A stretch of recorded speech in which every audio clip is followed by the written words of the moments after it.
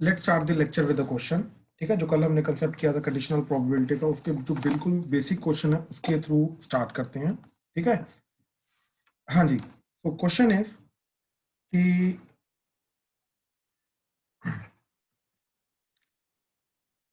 a black and a red die are rolled in order. Find the conditional probability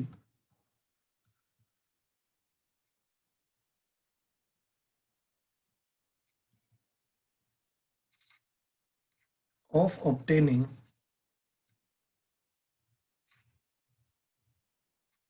first sum greater than 9, given that the black die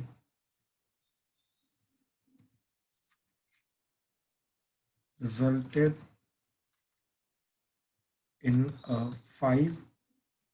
Second, a sum 8, given that the red die resulted in a number less than 4। ठीक है, ध्यान से करना, ध्यान से।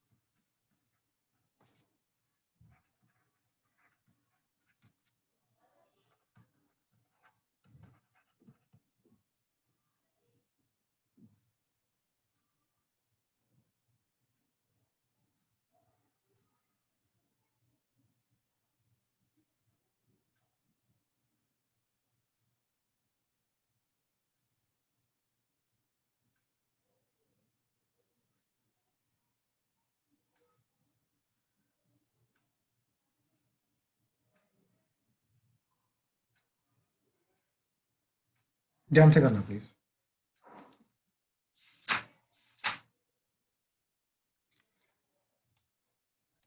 हाँ जी, तो फर्स्ट क्वेश्चन हो गए। Good good. हाँ जी, तो फर्स्ट क्वेश्चन में क्या करोगे? ठीक है, कि वो बोल रहा है कि black and red die are rolled, find the conditional probability of obtaining sum greater than 9। ठीक है, तो फर्स्ट क्वेश्चन क्या है? फर्स्ट पार्ट में हमें क्या निकालना है? Probability some greater than 9 given that black dye जो है, ठीक, रिजल्टेड इन 5, तो ब्लैक डाई के ऊपर 5 आना चाहिए। तो 2 डाई हैं, ब्लैक एंड रेड, ठीक है। तो ब्लैक एंड रेड, अब ब्लैक के ऊपर देखो क्या आ सकता है, 1 2 3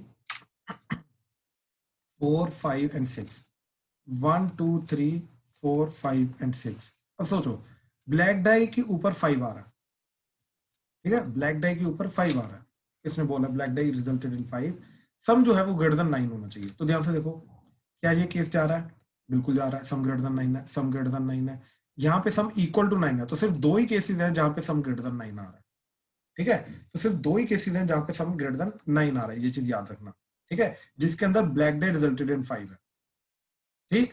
अच्छा, आप ध्यान से देखो, इसकी प्रोबेबिलिटी क्या हो जाएगी, probability some greater than 9 and black dye 5 divided by probability black dye 5, ठीक है। तो क्या प्रोबेबिलिटी आ जाएगी इसकी, तो देखो सम greater than 9 and black dye के ऊपर 5, तो 2 ही केसेस आ रहे हैं, तो 2 डिवाइडेड बाय 36, देखो टोटल केसेस तो 36 ही रहेंगे, ठीक है, टोटल, क्योंकि 6 into 6 टोटल केसेस 36 रहेंगे।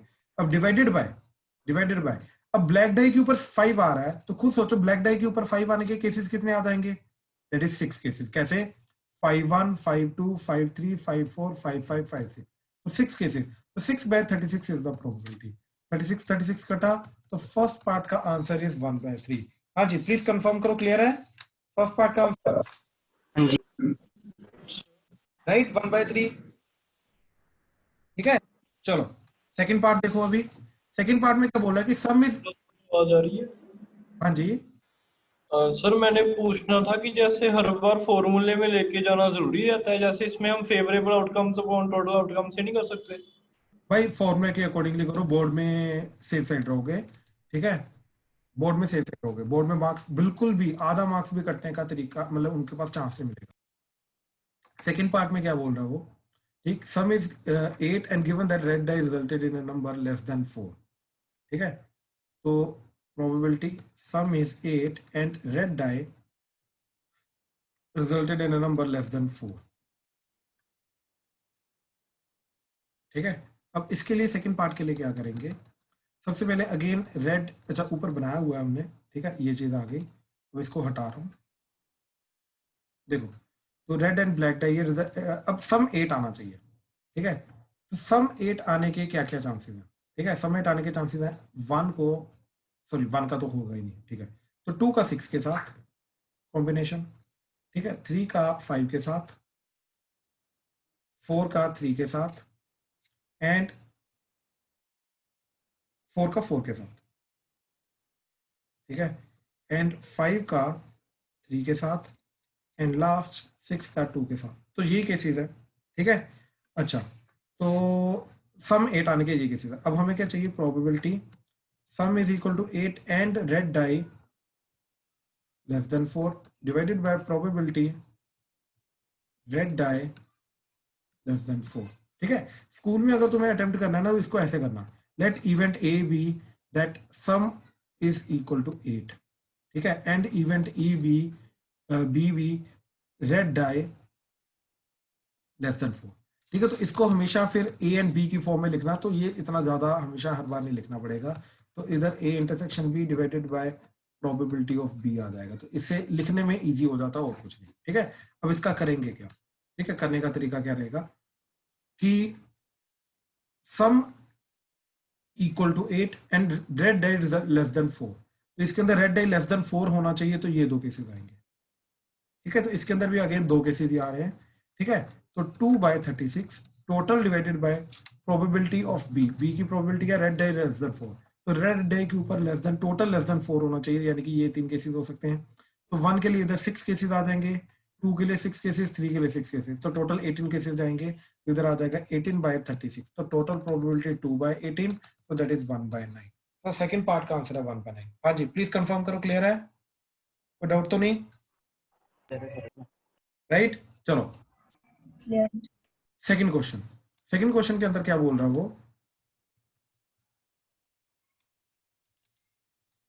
हाँ जी, तो in a school there are 1000 students, ठीक है, out of which 430 are girls, ठीक है। it is known that 430 girls, out of these 430 girls, 10% are studying in 12th. ठीक है, तो ठीक है, what is the probability that a student chosen randomly in class 12th is in class 12th given that chosen student is a girl? ठीक है, तो क्या निकालना है? ए हमने इवेंट ले लिया कि student is of class 12th, ठीक, एंड बी इवेंट ले लिया that student is a girl. ठीक है, तो अब हमें प्रोबेबिलिटी निकालनी है ए बाई बी, तो that is probability of A intersection B divided by probability of B. अब हमें ये चीज निकालना है, तो probability of A intersection B क्या आ जाएगा? दैट वो 12th में भी है एंड वो गर्ल भी है, तो वो तो हमें पता है कि 10% of the girls are studying in 12th, right?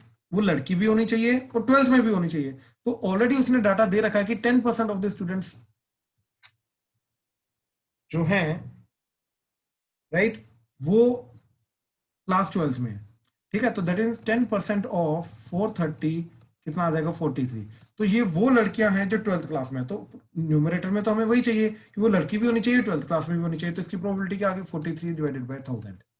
Total divided by probability किसकी निकालनी है अभी? बी की। बी की प्रोबेबिलिटी मतलब that student is a girl, तो गर्ल स्टूडेंट होने की प्रोबेबिलिटी क्या आ रही है? 430 डिवाइडेड बाय 1000, वो आ जाएगा 430 डिवाइडेड बाय 1000। तो ये कटा, तो दैट इज 43 डिवाइडेड बाय 430, तो कट के 1/10। हाँ जी, प्लीज कंफर्म करो, क्लियर हुआ? यस। ठीक है, तो चलो, ये सारा का सारा था तुम्हारा कंडीशनल प्रोबेबिलिटी। अभी कंडीशनल प्रोबेबिलिटी को थोड़ा सा टेढ़े तरीके से देखा जाएगा।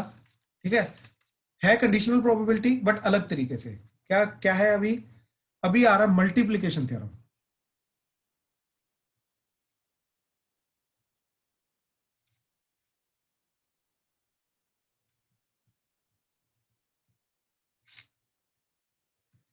ठीक, ऑब्वियसली ऑन प्रोबेबिलिटी। ठीक है, अब ये क्या चीज है? ये कंडीशनल प्रोबेबिलिटी है बट अलग तरीके से देखा जा रहा है। ठीक है, क्या चीज? देखो, P of A intersection B, sorry, A given B, that is probability A intersection B divided by probability of B.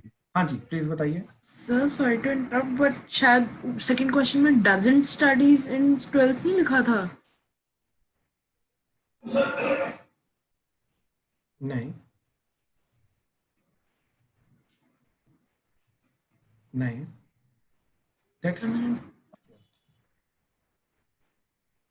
अच्छा सर, मैंने वो चूजन को पता नहीं क्यों डजंट पढ़ लिया था। चलो कोई बात नहीं, कोई बात नहीं। हाँ जी, तो मल्टीप्लिकेशन थ्योरम क्या है अभी? ठीक है, तो ये कंडीशनल प्रोबेबिलिटी की बेसिक चीज ली हमने, इसको इधर मल्टीप्लाई कर दो, तो क्या बन जाएगा हमारा?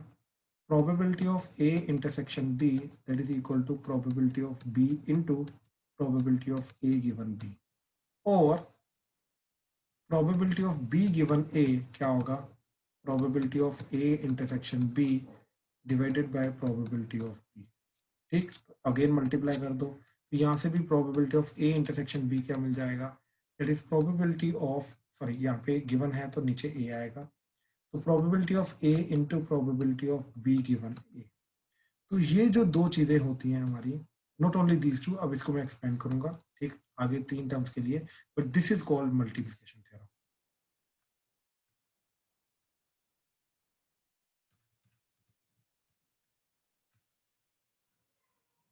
This is called multiplication theorem. ठीक है, अब क्यों है ये मल्टीप्लिकेशन थ्योरम? क्यों बोलते हैं इसको मल्टीप्लिकेशन थ्योरम? ठीक है, कहाँ से आई, कैसे आई, कहाँ से आई वो तो चलो मैंने बता दिया, लेकिन इसका रियल मीनिंग क्या है? ठीक, तो इसका रियल मीनिंग क्या है? ठीक है, इस चीज का मीनिंग समझने की कोशिश करना। ठीक है, या फिर जनरली ये कहाँ पे अप्लाई की जाती है? ठीक है, जनरली उस चीज को समझने की कोशिश करना। देखो, यहाँ पे ए एंड बी के होने की प्रोबेबिलिटी निकालने की कोशिश हो रही है, पहले तो ये समझो। ठीक है, क्या चीज? ए एंड बी के होने की प्रोबेबिलिटी निकाल रहे हैं।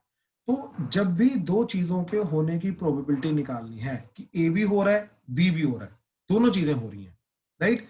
लेकिन अब ऑब्वियसली अब मैं एक ट्रायल कर रहा हूं, तो ट्रायल करने में दो चीजें एक साथ नहीं हो सकती, एक के बाद एक होंगी, राइट? तो ऑर्डर में दो चीजें हो रही हैं। ठीक है, क्या चीज हो रही है? Two events are happening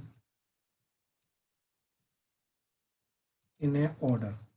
in order मतलब पहले ए हुआ या पहले बी हुआ, इस तरीके से पहले ए हुआ बाद में बी हुआ या पहले बी हुआ बाद में ए हुआ।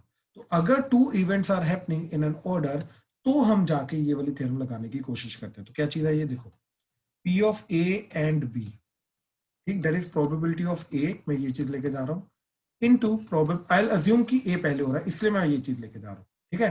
तो B गिवन A, अब ध्यान से देखो इस चीज को रीड कैसे करेंगे, ठीक। वो बोला कि लेट से मैंने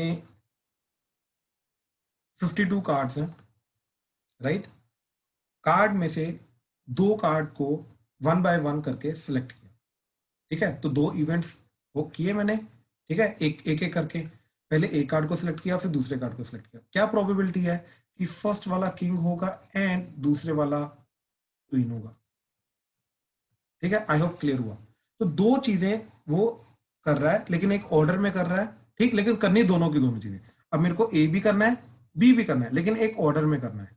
तो अगर ऐसी चीज हो रही है तो हम क्या बोलेंगे, जो पहले हुआ उसकी प्रोबेबिलिटी से मल्टीप्लाई किया, that is probability that the first card is king into probability that second card is king given that first card जो आया था, second card is queen given that जो फर्स्ट कार्ड आया था वो किंग था। ऑब्वियसली इस तरीके से करेंगे, ठीक है। पहले जब हमने पहला कार्ड निकाला there is no condition at all, ठीक, तो पहला कार्ड हमने निकाल लिया तो probability of first card is king. अब जब दूसरा कार्ड निकालेंगे तो दूसरे कार्ड के अंदर अब कंडीशन आ जाएगी क्योंकि पहला तो ऑलरेडी निकाल चुके हैं। अब जब दूसरा कार्ड निकालेंगे दूसरे कार्ड में कंडीशन आ जाएगी क्या, कि जो पहला कार्ड है वो किंग निकल चुका है भाई, तो given that first card is king, ये कंडीशन आएगी साथ में, ठीक है। तो यहां से ये सारी की सारी चीजें आ रही है। इस चीज को दोबारा समझने की कोशिश करो कि पहली बार अगर ए हुआ दूसरी बार बी हुआ तो उन दोनों के होने की प्रोबेबिलिटी क्या आएगी, कि पहली बार में ए हो एंड दूसरी बार में बी हो। कहने का मतलब है प्रोबेबिलिटी फर्स्ट टाइम में ए हो एंड दूसरी बार में बी हो, तो क्या प्रोबेबिलिटी आएगी, प्रोबेबिलिटी फर्स्ट टाइम में ए हो इनटू प्रोबेबिलिटी सेकंड टाइम में बी हो गिवन दैट फर्स्ट टाइम ए हुआ है, ठीक है। तो ये सारा का सारा प्रोबेबिलिटी इस तरीके से जाएगी। अब इसी चीज को अगर मैं 3 चीजों के ऊपर एक्सटेंड करूं, ठीक, तो इसी के अंदर क्या बन जाएगा, probability of first time A and second time B and third time C, ठीक है। तो क्या बोलेंगे प्रोबेबिलिटी, अब देखो फर्स्ट टाइम ए होने की प्रोबेबिलिटी इनटू, अब क्योंकि फर्स्ट टाइम ए हो चुका है तो जब सेकंड टाइम निकालूंगा तो वो given that first time A वाला आ जाएगा, तो probability second time B given that first time A आया था।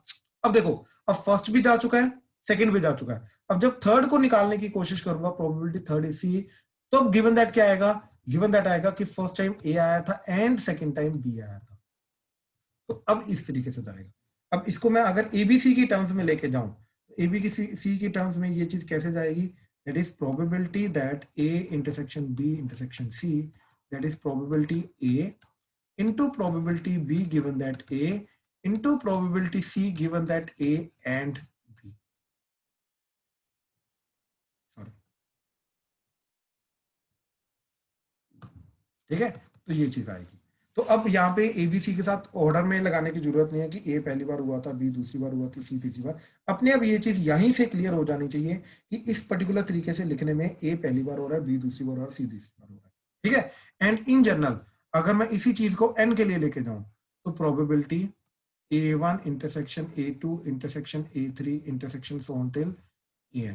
अब n चीजें एक सीक्वेंस में हो रही हैं, पहले A1 हो रहा है, दूसरी बार A2 हो रहा है, तीसरी बार A3 हो रहा है, तो इस चीज को कैसे लिखेंगे, probability of A1 into probability of A2 given that A1 into probability of A3 given that A1 intersection A2 so on till probability of an। जब लास्ट होगा तो लास्ट के पहले वाले सारे हो चुके हैं तो क्या आएगा, A1 intersection A2 intersection A3 intersection so on till intersection an minus 1, ठीक है। तो इस तरीके से ये सारा का सारा आएगा। हाँ जी, प्लीज कंफर्म करो क्लियर हुआ कि क्या फॉर्मूला है, कहां से आया कैसे आया, प्लीज कंफर्म करो। क्लियर है काव्या, राजवीर, दिया, Ananya, yes sir. Yes sir. ठीक है। अब इनके क्वेश्चंस करेंगे तो और ज्यादा अच्छे से क्लियर होगा, ठीक है। जस्ट अब ये भी चीज समझो, अच्छा अगर ये चीज आ जाए, इसको प्रूव करने को आ जाए कि ये चीज कहां से आई कैसे है, ठीक है, ये थर्ड वाला, ये 3 के लिए जो मैंने फॉर्मूला बताया, ठीक है, ये चीज कहां से आई कैसे है, तो इसको करने के लिए मैं क्या करूंगा, राइट हैंड साइड में कुछ नहीं करना, कंडीशनल प्रोबेबिलिटी लगा दो, तो क्या आ जाएगा, देखो P of A as it is यहाँ पे P of B गिवन है, तो P of B गिवन है, क्या आ जाएगा, probability of B intersection A divided by probability of A into यहाँ पे क्या आ जाएगा, probability of C intersection A intersection B divided by probability of A intersection B। ठीक, ये बन जाएगा। कंडीशनल प्रोबेबिलिटी लगाने के बाद देखो ये इसके साथ कटेगा, ठीक, ये इसके साथ कटेगा, तो क्या बचा, P of A intersection B intersection C, और वही हमारा लेफ्ट हैंड साइड में गिवन है। ऐसे ही जब n के लिए ओपन करोगे तो n के लिए भी ओपन करके लास्ट में सिर्फ यही स्टेटमेंट बचेगी, बाकी सब खत्म हो जाएगा। हाँ जी, प्लीज कंफर्म करो, क्लियर हुआ, कोई डाउट तो नहीं? ठीक, अच्छा, अब अगर ये चीज क्लियर है, ठीक है, तो इसके क्वेश्चंस किस टाइप के होते हैं, पहले वो चीज देखना।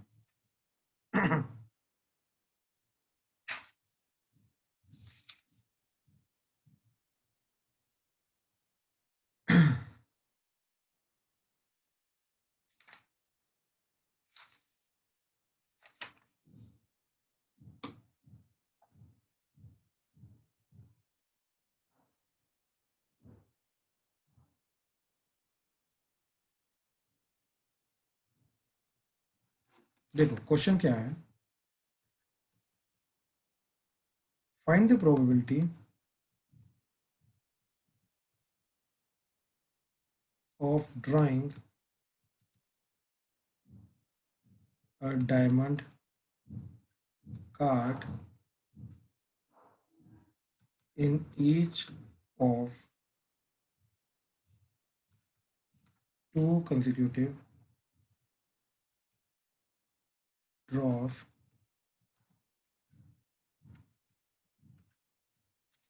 from a well shuffled pack of cards if the card drawn is not replaced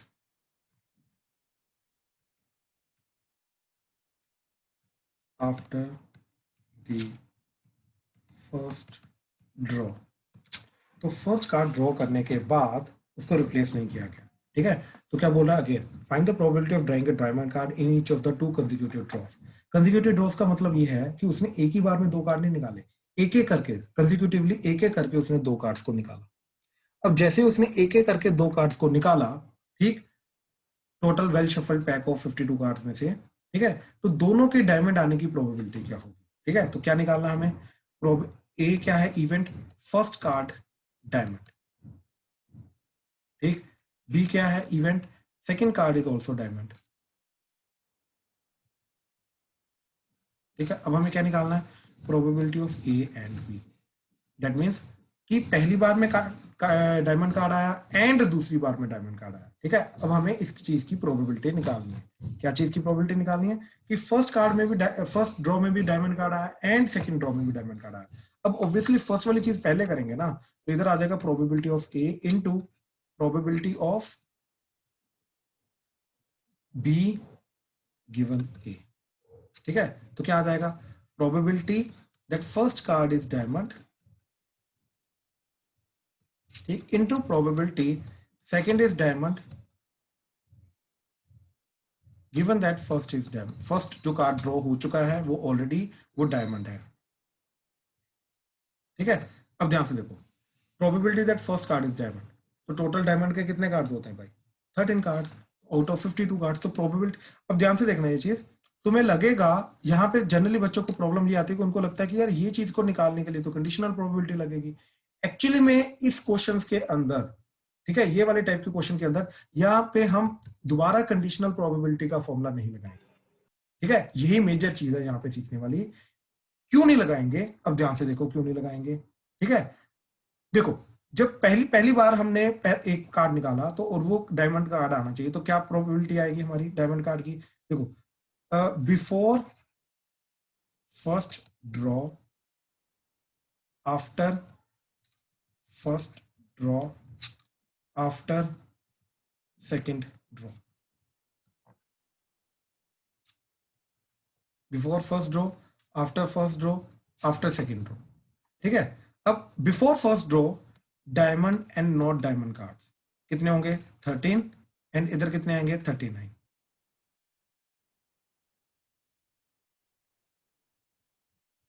ठीक है, डायमंड कार्ड्स 13 है, नॉन डायमंड कार्ड्स 39 है।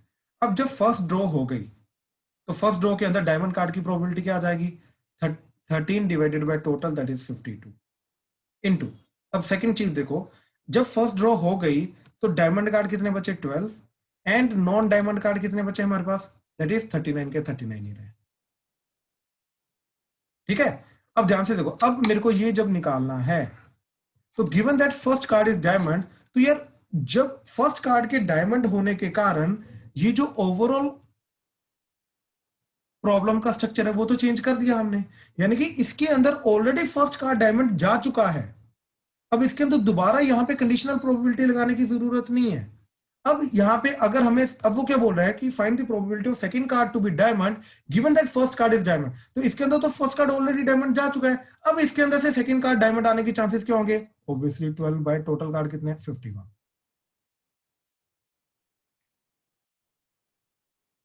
हाँ जी, क्लियर हुआ ये चीज, कोई डाउट तो नहीं इसमें?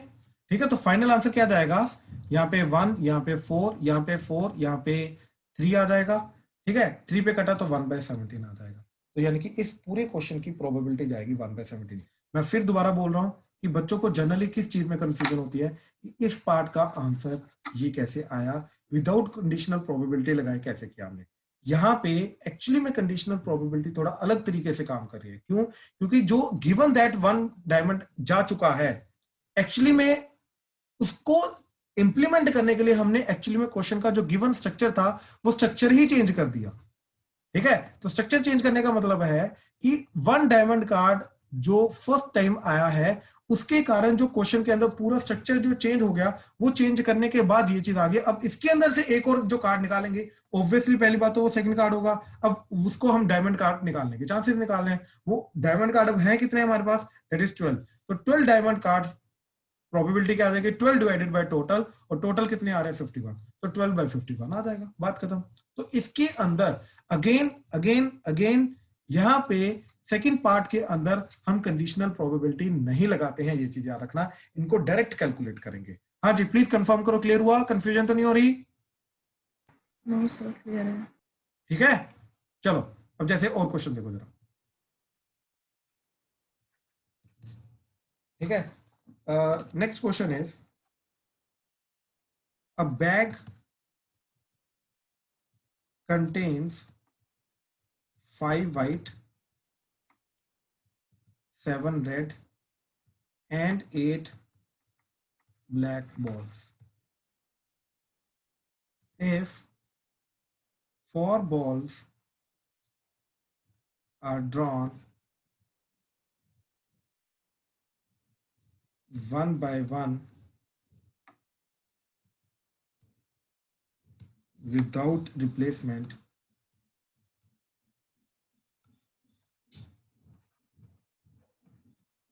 find the probability of getting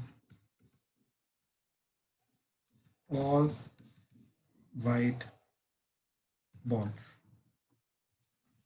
ठीक है, अब सारे के सारे व्हाइट बॉल्स होने चाहिए। ठीक है, तो ध्यान से समझने की कोशिश करो क्या चीज बोल रहा है वो, कि अ bag contain 5 white balls, 7 red balls, 8 black balls.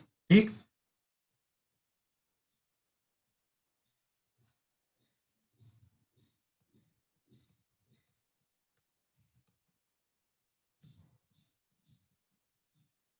ठीक है, ये चीज।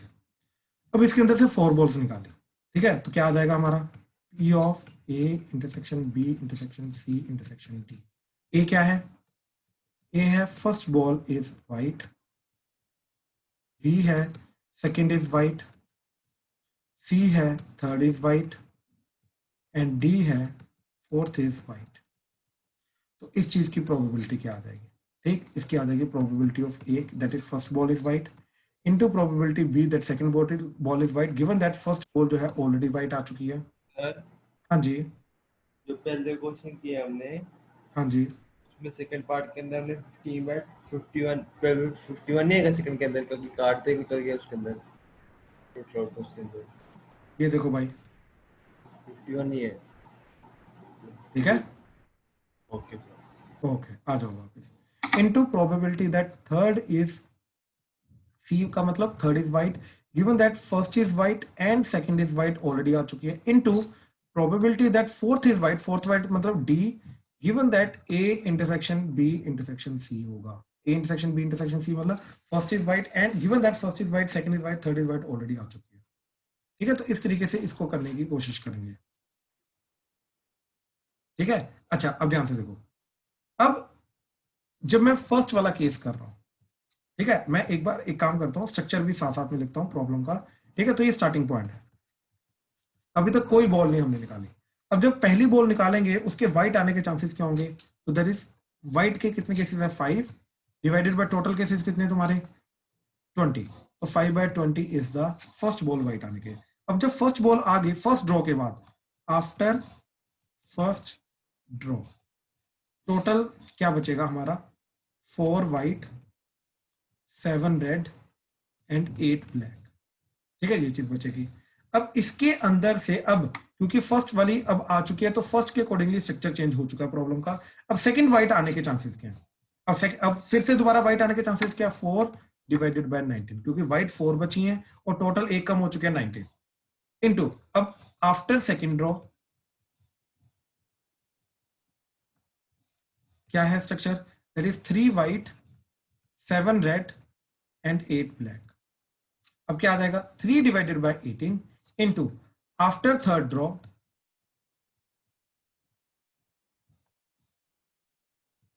ठीक है, थर्ड ड्रॉ के बाद, ठीक है, क्या चीज आएगी, 2 व्हाइट आएगा 7 रेड आएगा एंड 8 ब्लैक जाएगा, तो क्या केसेस आ जाएंगे 2/17, ठीक है। थर्ड ड्रॉ के बाद ये केसेस है, अब इसमें से फिर व्हाइट आने के चांसेस क्या हो जाएंगे 2/17, so this would be the total answer.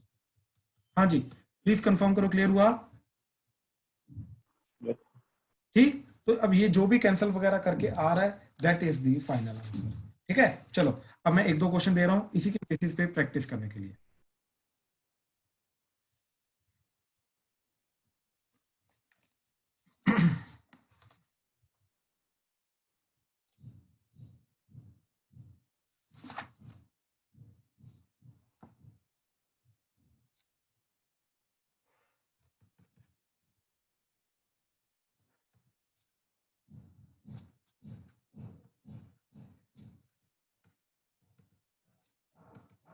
Sir हाँ जी, सर आंसर फ्रैक्शन में छोड़ सकते हैं कि डेसिमल में? नहीं डेसिमल नहीं, फ्रैक्शन फ्रैक्शन।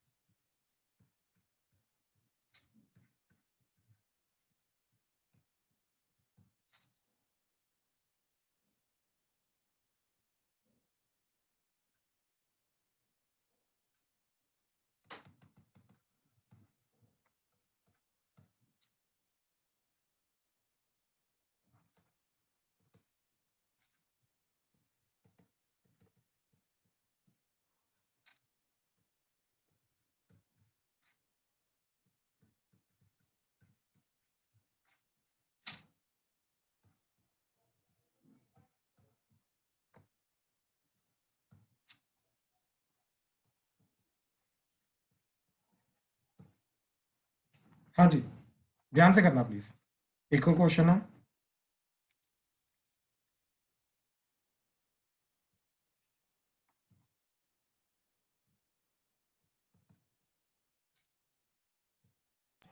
सर हाँ जी, जेई में प्रोबेबिलिटी के कितने क्वेश्चंस आते होते हैं? एक क्वेश्चन मींस में एक। सर उसमें 11th लेवल का आता होता है कि 12th का? नहीं 12th का ऑब्वियसली, सर वैसे 11th एक आधी बार देखा गया 11th नॉर्मल बेसिक प्रोबेबिलिटी का क्वेश्चन, बट जनरली चांसेस होते हैं 12th के प्रोबेबिलिटी, क्योंकि प्रोबेबिलिटी है ही 12th में मेजर कंसेप्ट्स। ऐसे तो सारा favourable cases by total cases है ना।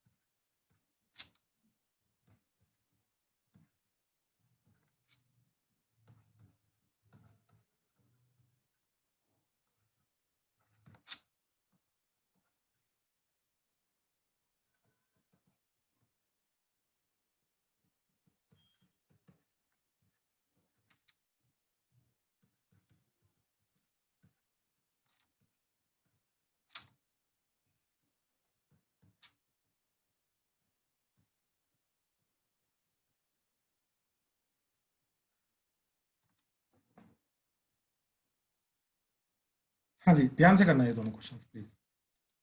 हाँ जी, तो फर्स्ट क्वेश्चन के अंदर, ठीक है, क्या करोगे, a bag contains 5 white 8 black balls, ठीक है,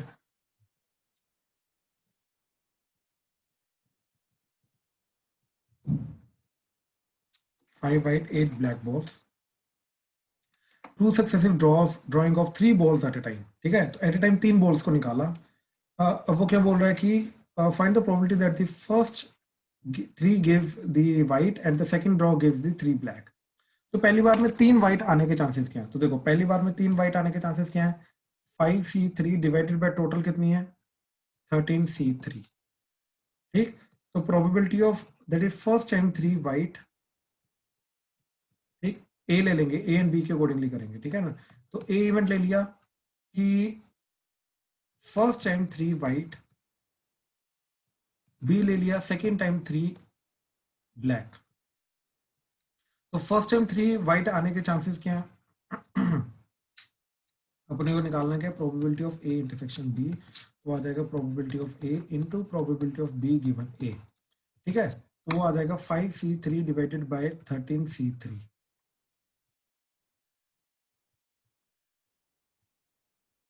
इंटू प्रोबेबिलिटी अब सेकेंड टाइम ब्लैक होनी चाहिए। तो ध्यान से देखो, जब 3 वाइट बॉल्स निकल आई, अब टोटल बॉल का काउंट क्या बचेगा? इधर 2 वाइट बचेंगी एंड 8 ब्लैक बचेंगी।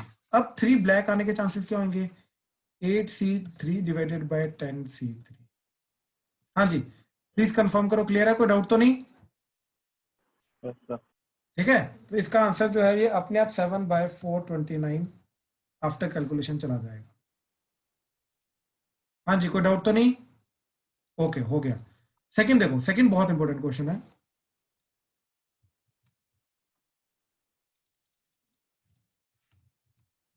सेकंड क्या बोल रहा है कि एक बैग है, ठीक, ध्यान से समझना इस क्वेश्चन को।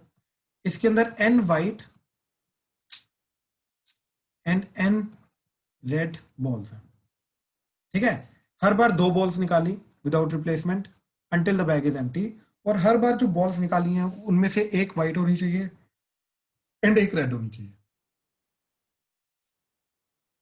तो इस चीज के होने के चांसेस क्या होंगे?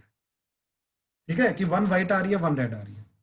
अब ये सोचो कि पहली बार क्या हो जाएगा ये, ठीक है, ये इस तरीके से हो जाएगा। A1 इवेंट मैंने लिया कि first time 1 red and 1 white, ठीक। A2 second time 1 red and 1 white. A3 third time 1 red and 1 white, and so on till AN। क्या हो जाएगा? nth time 1 red and 1 white, ठीक है, इस तरीके से हो जाएगा। अब हमें क्या निकालना है?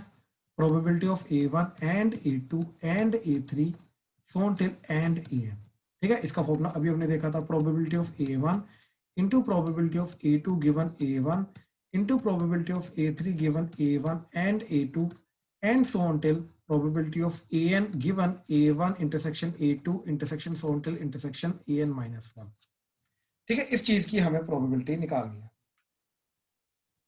ठीक, अब ये चीज की प्रोबेबिलिटी निकालने के लिए एक एक करके हम पेयर को निकालते रहेंगे।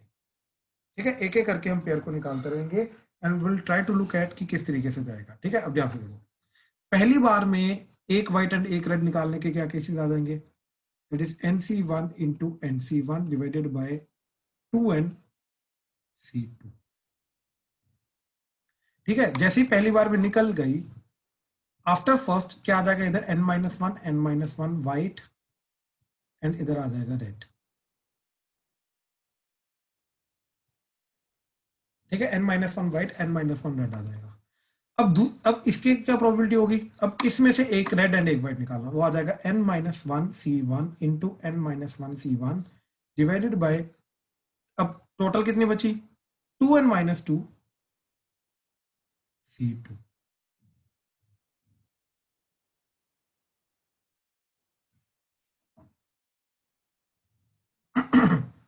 ठीक है, अब जब एक बार और निकल गई, अब क्या बचेगा, N-2 व्हाइट N-2 व्हाइट। ठीक है, अब उसमें से एक एक निकालनी है। ठीक है, तो आ जाएगा N-2C1 N-2C1 divided by 2N-4C2 and so on till last में क्या बचेगा भाई, लास्ट वाले में तो एक व्हाइट एंड एक व्हाइट एंड दूसरी क्या, रेड, तो दूसरी रेड ही बचेगी। तो क्या आ जाएगा, 1C1 into 1C1 divided by 2C2, that's it. तो ये पूरी चीज का जो आंसर है, हमें ये प्रूव करना है कि ये जो चीज बन के आएगी, दिस इज नथिंग बट 2 की power n divided by 2NCn। ठीक है, हमें ये चीज प्रूव करनी है। अब इस चीज को प्रूव करने के लिए, ठीक है, ध्यान से देखो हमने क्या किया। पहले तो ये देखा कि इनकी वैल्यू क्या होती है, ये होता है n into n, तो ये हो जाएगा n स्क्वायर इंटू ये हो जाएगा n-1 का स्क्वायर। ठीक है, ये हो जाएगा n-2 का square, so on till last में हो जाएगा 1 स्क्वायर। तो न्यूमरेटर क्या जा रहा है, दैट इज सबका स्क्वायर कॉमन ले लो, तो n into n-1 into n-2 into n-3 into so on till 3 into 2 into 1 का होल स्क्वायर, ये न्यूमरेटर हो जाएगा। अब डिनोमिनेटर क्या जा रहा है, that is 2NC2 into 2N-2C2 into 2N-4C2 into so on till 4C2 into 2C2। ठीक है, यहां से देखो क्या जा रहा है, 2n factorial divided by 2n-2 का factorial 2 factorial into 2n-2 factorial divided by 2n-4 factorial 2 factorial, ये दोनों माइनस होके याद आएगा, into 2n-4 factorial divided by 2n-6 factorial into 2 factorial and so on till 4 factorial 2 factorial 2 factorial into 2 factorial 0 factorial 2 factorial. अब ध्यान से देखना क्या होगा, हर एक टर्म का नीचे वाले जो चीज है ये ऊपर वाले के साथ कटती रहेगी, ये इधर कटती रहेगी, ये इधर कटती रहेगी, ये इधर कटती रहेगी। ठीक है, ये पिछले वाले के साथ ये इधर कट जाएगा। तो न्यूमरेटर में ध्यान से देखो क्या बचा, सिर्फ 2n फैक्टोरियल, दैट्स इट। और डिनोमिनेटर में क्या बचा, 2 into 2 into 2 into 2 into 2, तो दैट इज 2 की पावर है। तो ये आ गया हमारा न्यूमरेटर। ठीक, ये आ गया डिनोमिनेटर। अच्छा, न्यूमरेटर क्या जा रहा है, n फैक्टोरियल का स्क्वायर। ठीक है, ये अंदर तो n फैक्टोरियल बन गया, तो न्यूमरेटर जा रहा है n फैक्टोरियल का स्क्वायर, डिनोमिनेटर जा रहा है 2n फैक्टोरियल डिवाइडेड बाय 2 की पावर n। ठीक है, so this is the denominator and this is the numerator. यहां तक किसी को कोई भी डाउट है तो प्लीज बताओ। चिराग क्लियर हुआ, अनन्या? यस ठीक है, ठीक है। अब ध्यान से देखो क्या बना फिर हमारा, दैट इज n फैक्टोरियल का स्क्वायर डिवाइडेड बाय 2n का फैक्टोरियल, और 2 की पावर जो n है वो ऊपर चला जाएगा। ठीक है, अब इसको इसके नीचे ले आए तो ये बन गया 2 की power n divided by 2n factorial divided by n factorial का स्क्वायर। तो दिस इज नथिंग बट 2 की, सॉरी ये 2 की पावर n है, तो 2 की power n divided by 2nCn, क्यों 2nCn की वैल्यू ये होती है। तो फाइनल आंसर इज 2 की power n divided by 2nCn। Proof हो गया। हाँ जी, प्लीज कंफर्म करो, क्लियर है, प्लीज कंफर्म। फर्स्ट का आंसर मैच करा दो, मेरा डिस्कनेक्ट हो गया था तो। क्या First चीज का बोल रहा answer है? क्या था? n फैक्टोरियल का स्क्वायर। मैंने फर्स्ट अच्छा, first question का। डिस्कनेक्ट हो गया था। फर्स्ट क्वेश्चन का आंसर ये है भाई, तो बस आंसर बता दो। 7 डिवाइडेड बाय 429। Okay sir. ठीक है, चलो तो ठीक है, चलो हाँ जी। यहीं पे फर्स्ट टू थ्योरम्स जो थी हमारी, that is conditional probability and उसी से जो मल्टीप्लिकेशन थ्योरम आई है, इन दोनों को यहीं पे क्लोज करते हैं। ठीक है, अगला जो पार्ट है इंडिपेंडेंट थ्योरम, वो हम कल स्टार्ट करेंगे। ठीक है, चलो we are done for the day, thank you.